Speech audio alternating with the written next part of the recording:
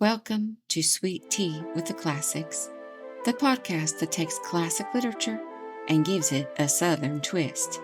Join me, Sweet Tea, as we go through some old favorites in a new accent. The Courtship of Miles Standish by Henry W. Longfellow. 6. Priscilla. Thus for a while he stood and mused by the shore of the ocean, thinking of many things, and most of all of Priscilla.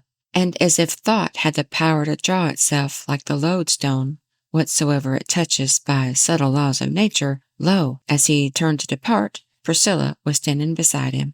"Are you so much offended you will not speak to me?" said she.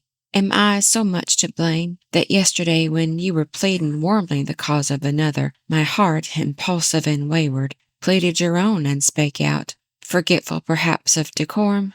Certainly you can forgive me for speaking so frankly, for saying what I ought not to have said, yet now I can never unsay it. For there are moments in life when the heart is so full of emotion that if by chance it be shaken, or into its depths like a pebble drops some careless word, it overflows, and its secrets spilt on the ground like water can never be gathered together. Yesterday I was so shocked when I heard you speak of Miles Standish, praising his virtues, transforming his very defects into virtues, praising his courage and strength, and even his fighting in Flanders, as if by fighting alone you could win the heart of a woman, quite overlooking yourself and the rest, in exalting your hero. Therefore I spake as I did, by an irresistible impulse.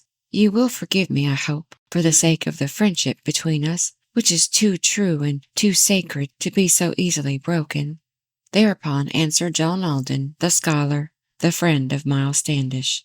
"I was not angry with you. With myself alone I was angry, seeing how badly I managed the matter I had in my keeping." "No," interrupted the maiden, with answer prompt and decisive. "No, you were angry with me for speaking so frankly and freely. It was wrong, I acknowledge, for it is the fate of a woman long to be patient and silent, to wait like a ghost that is speechless, till some questioning voice dissolves the spell of its silence. Hence is the inner life of so many suffering women, sunless and silent and deep, like subterranean rivers running through caverns of darkness, unheard, unseen, and unfruitful, chafing their channels of stone with endless and profitless murmurs." Thereupon answered John Alden, the young man, the lover of women.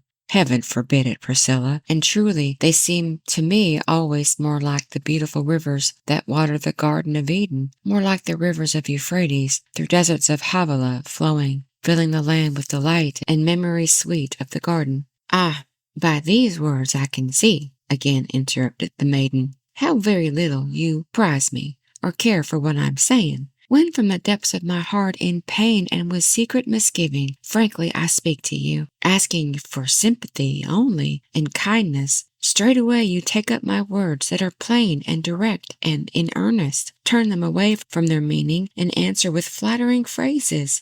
This is not right, it is not just, it is not true to the best that is in you.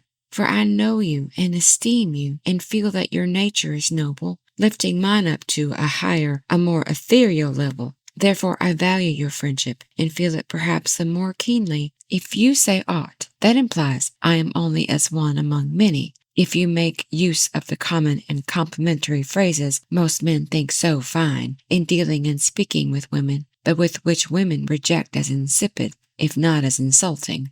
Mute and amazed was Alden, and listened and looked at Priscilla, thinking he never had seen her more fair, more divine in her beauty. He who but yesterday pleaded so glibly the cause of another, stood there embarrassed and silent, and seeking in vain for an answer. So the maiden went on, and little divined or imagined what was at work in his heart that made him so awkward and speechless. "Let us, then, be what we are, and speak what we think, and in all things keep ourselves loyal to the truth and the sacred professions of friendship. It is no secret, I tell you, nor am I ashamed to declare it. I have liked to be with you, to see you, to speak with you always. So I was hurt at your words, and a little affronted to hear you urge me to marry your friend, though he were the Captain Miles Standish. For I must tell you the truth, much more to me is your friendship than all the love he could give, were he twice the hero you think him. Then she extended her hand, and Alden, who eagerly grasped it, felt all the wounds in his heart that were aching and bleeding so sorely healed by the touch of that hand, and he said with a voice full of feeling, "Yes, we must ever be friends, and of all who offer you friendship, let me be ever the first, the truest, the nearest and dearest." Casting a farewell look at the glimmering sail of the Mayflower, distant but still in sight, and sinking below the horizon, homeward together they walked, with a strange, indefinite feeling that all the rest had departed and left them alone in the desert.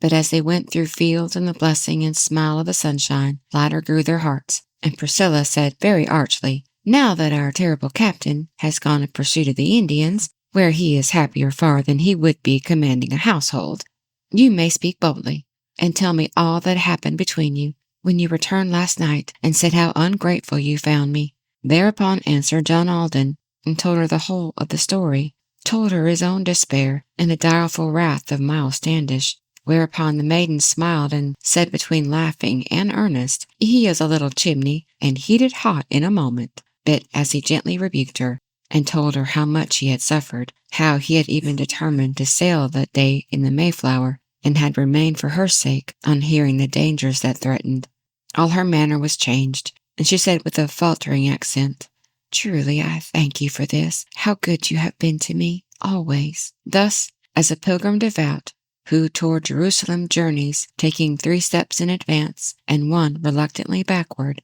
urged by importunate zeal, and withheld by pangs of contrition, slowly but steadily onward, receding yet ever advancing, journeyed this Puritan youth to the Holy Land of his longings, urged by the fervor of love, and withheld by remorseful misgivings. Thank you for spending time with us at Sweet Tea with the Classics. We hope you enjoyed your visit.